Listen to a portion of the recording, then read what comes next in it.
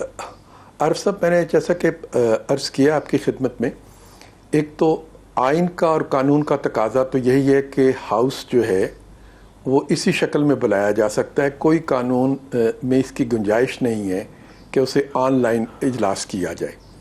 قانونی طور پر ہاؤس اسی شکل میں ہوتا ہے۔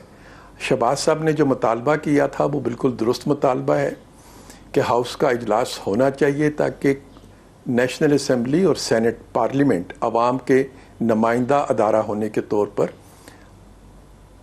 رہنمائی کا فریضہ بھی انجام دے، اور جو رہنمائی کا فریضہ بھی انجام دے، اور ہمارے ہاؤس کے تمام ممبر جو ہیں، اراکین جو ہیں، جو شہباز صاحب کی غیر موجودگی میں فریضہ انجام دیتے ہیں، خواجہ آصف صاحب پارلیمانی لیڈر کے طور پر وہ ہاؤس میں موجود ہیں، ہمارے دوسرے اراکین بھی موجود ہیں، سابق وزیر اعظم شاہد خاقان عباسی صاحب بھی ہاؤس کے اراکین میں شامل ہیں، وہ بھی ہاؤس کے اجلاس میں شرکت کریں گے، باقی اراکین بھی شرکت کریں گے۔ شہباز صاحب کا جیسا کہ آپ خود ذاتی طور پر جانتے ہیں کہ ان کا بہت ہی پیچیدہ قسم کا مسئلہ ہے، اور ایک ایسا موذی مرض ہے جس کا ذکر کرنا بھی بار بار اچھا نہیں لگتا، اور ان کے ڈاکٹرز کی سختی کے ساتھ ہدایت یہ تھی، اور جیسا میں نے آپ کو بتایا کہ وہ تو اپنی تقریر بھی تیار کر چکے ہوئے تھے، اور ان کی بڑی شدید خواہش تھی کہ وہ خود ہاؤس میں شامل ہوں، لیکن اب ہم جو سب لوگ ہیں ہم بھی انہی کے نمائندے کے طور پر اپنے پاکستان مسلم لیگ نون کے وہ صدر ہیں، تو جو ہدایات انہوں نے دی ہیں انہی ہدایات کی روشنی میں ہم اپنا بھرپور کردار ادا کریں گے۔ کسی ایک فرد کی وجہ سے ہاؤس کے اجلاس کو، جیسے اسپیکر صاحب جو ہیں وہ خود اس موذی مرض کا شکار ہو چکے ہیں، لیکن یہ کہنا کہ چونکہ اسپیکر صاحب موجود نہیں تو ہاؤس کا اجلاس نہ کیا جائے، اسی طریقے سے اگر کوئی دوسرا رکن جو ہے وہ کسی مرض کی وجہ سے ہاؤس میں نہیں آ سکتا تو اس بنیاد پر ہاؤس کے اجلاس کو تو نہیں روکا جا سکتا تھا۔ تو جو ان کا فرض تھا وہ انہوں نے اپنا پورا کیا کہ ہاؤس کا اجلاس ہونا چاہیے، اس کے لیے انہوں نے کوشش کی، بالآخر یہ ریکوزٹ کیا گیا اجلاس، اور آج اجلاس ہو رہا ہے، ہماری درخواست پہ ہو رہا ہے، اور ہم اپنا بھرپور کردار اس میں ادا کریں گے۔ پرویز صاحب، آپ نے اسپیکر صاحب کا بھی ذکر کیا ہے، لیکن شہباز شریف صاحب کا معاملہ ہم دیکھیں تو ذرا ڈیفرنٹ ہے۔ اجلاس کے لیے سب سے زیادہ جو آواز بلند کی وہ آپ کی جماعتی تھی، اس میں شہباز شریف صاحب بھی سر فہرست تھے، لیکن شہباز شریف صاحب کا پاکستان سے باہر جانا ہو یا اجلاس میں شرکت کرنا ہو، یہ ان کا آنا جانا ہمیشہ ایک تجسس کا شکار رہتا ہے۔ پہلے تو یہ آواز اٹھ رہی تھی وہ پاکستان کب آئیں گے، پھر پتہ نہیں چلا، اچانک سے وہ واپس بھی آ گئے، پھر اب اجلاس بلا کے اور اجلاس بلانے کے بعد اب وہ خود وہاں پہ نہیں ہیں، وہ غائب ہو گئے ہیں۔ یہ ان کی آنیاں جانیاں ہمیشہ وہ عوام کو، یہ میڈیا کو اس ٹو میں کیوں لگائے رکھتے ہیں کہ ان کی ساری مانیٹر ہو یہ حرکات، اور ایٹ دا اینڈ وہ کبھی غائب ہو جاتے ہیں، کبھی سامنے آ جاتے ہیں؟ واٹ از دس؟ جو بھی متحرک شخص ہوتا ہے، جو اپنی زندگی میں تحریک رکھتا ہے، یقیناً اس کے اوپر لوگوں کی نظر ہوتی ہے، اور ان کے آنے کے مثبت نتائج ہوئے ہیں۔ انہوں نے پاکستان میں آئے، وہ پاکستان سے غیر حاضر رہ سکتے تھے، باہر تھے ملک سے، اور وہ نہ چاہتے تو ملک سے دور بھی رہ سکتے تھے۔ پھر آپ یہ تنقید کر رہے ہوتے کہ وہ ملک واپس کیوں نہیں آئے۔ وہ پاکستان آئے، اور ان حالات میں آئے جبکہ پاکستان میں ایک وبا جو تھی وہ پھیلی ہوئی تھی۔ انہوں نے آ کے یہاں پہ پارٹی کے جو اجلاس ہیں وہ منعقد کیے ہیں، اور بحیثیت لیڈر آف دی اپوزیشن دوسری سیاسی جماعتوں کے ساتھ بھی وہ مسلسل رابطے میں ہیں۔ انہوں نے اپنا کوئی کام جو اس کو ادھورا نہیں چھوڑا، انہوں نے اپنے سارے کام مکمل کیے ہیں۔ صرف اس اجلاس میں شرکت کا جو معاملہ تھا وہ چونکہ ڈاکٹرز کی ہدایت یہی ملی تھی، اور ڈاکٹرز کی ہدایت پر عمل کرنا جو ہے وہ خود ہم اپنے لوگوں کو آج روز ہم یہ سبق دیتے ہیں کہ بھئی آپ احتیاط سے کام لیں۔ تو انہوں نے ایک اچھی مثال قائم کی ہے احتیاط سے کام لے کے دوسرے لوگوں کے لیے بھی، کہ جو لوگ کسی قسم کی بیماری میں مبتلا ہیں وہ کسی اجتماع میں نہ جائیں، حتیٰ کہ عبادت سے بھی ان لوگوں کے بارے میں جو ہدایات ہیں وہ کہ وہ مسجد میں نہ جائیں۔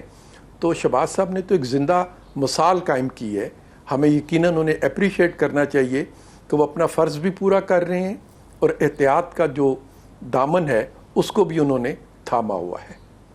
جی نظامی صاحب، دیکھیں بات یہ ہے کہ اس کا مطلب تو یہ ہوا نا کہ یہ تو جانیاں ہی ہے نا ایک قسم کی، کہ اب وہ جو آپ بتا رہے ہیں اس کا مطلب ہے کہ شہباز شریف صاحب جو ہیں وہ تو نہیں آئیں گے اس اجلاس میں.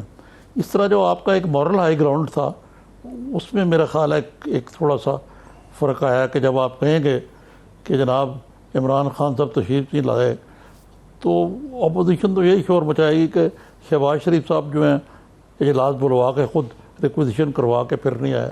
دوسرے آج کل یہ بھی ایک خبریں بعض میڈیا آؤٹلیٹ سے چل رہی ہیں کہ وہ پھر لندن جانے کا سامان باندھ رہے ہیں. اس میں کچھ حقیقت ہے؟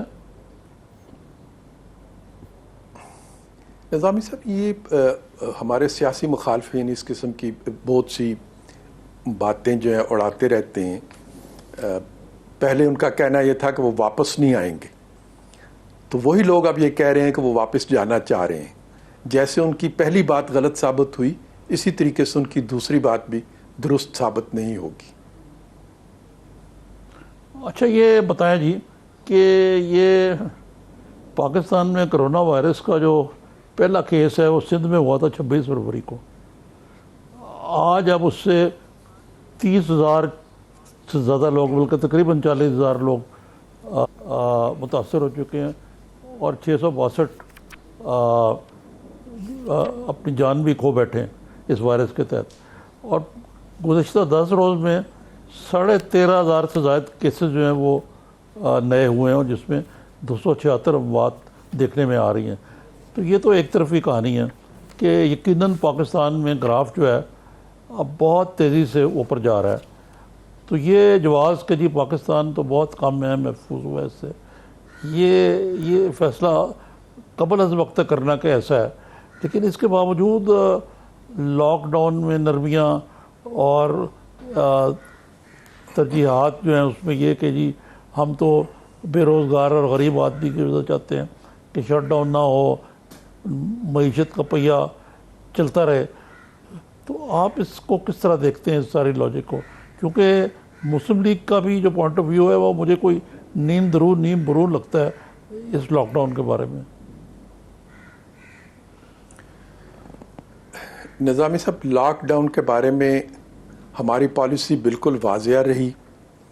لاک ڈاؤن کے علاوہ دوسرا کوئی حل نہیں تھا کہ اس وبا کو روکنے سے بچایا جائے. لیکن اگر آپ لاک ڈاؤن میں خود لاک ڈاؤن کا اعلان بھی کر دیں اور خود لاک ڈاؤن کے خلاف پراپیگنڈا بھی کریں. ٹھیک ہے، ایک بریک لیتے ہیں. پرویز صاحب یہیں سے گفتگو کا سلسلہ جوڑیں گے کہ نون لیگ کی پالیسی پہلے کیا تھی اب کیا ہے اور آنے والے دنوں میں کیا ہوگی. ایک بریک کے بعد اسی پہ بات کرتے ہیں. ہمارے ساتھ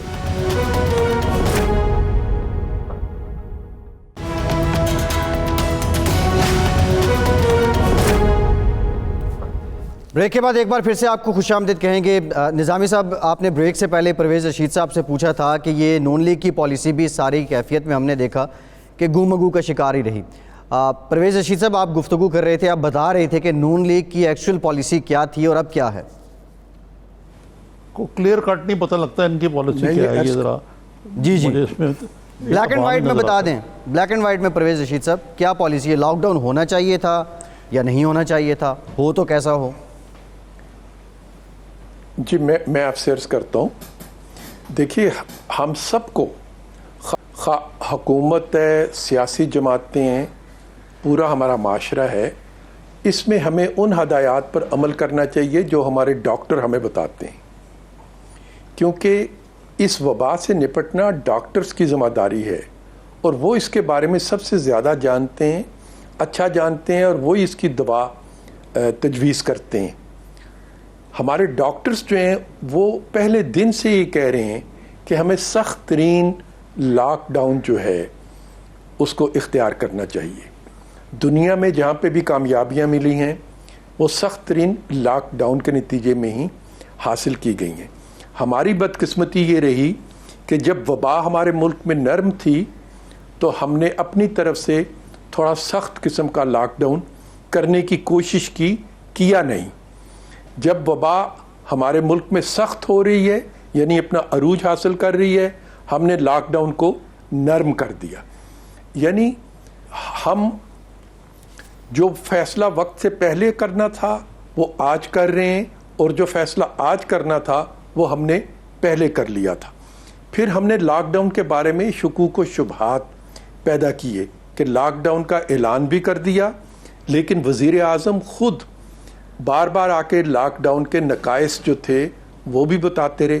اب پہلے سے ایک ایسا سماج جس میں پڑھے لکھے لوگوں کی تعداد کم ہے، سائنس پہ یقین کرنے والے لوگ، ڈاکٹرز کی ہدایات پر عمل کرنے والے لوگ تو بالکل ہی تھوڑی تعداد میں موجود ہیں، اس معاشرے میں جب وزیر اعظم کی سطح سے لاک ڈاؤن کا مذاق اڑایا جائے، لاک ڈاؤن کے بارے میں شکوک و شبہات پیدا کیے جائیں، لاک ڈاؤن کی مختلف قسمیں گنوائی جائیں کہ کرفیو والا لاک ڈاؤن کون سا ہوتا ہے اور سمارٹ لاک ڈاؤن کون سا ہوتا ہے، تو لوگوں نے پھر لاک ڈاؤن کو سنجیدگی سے لیا نہیں۔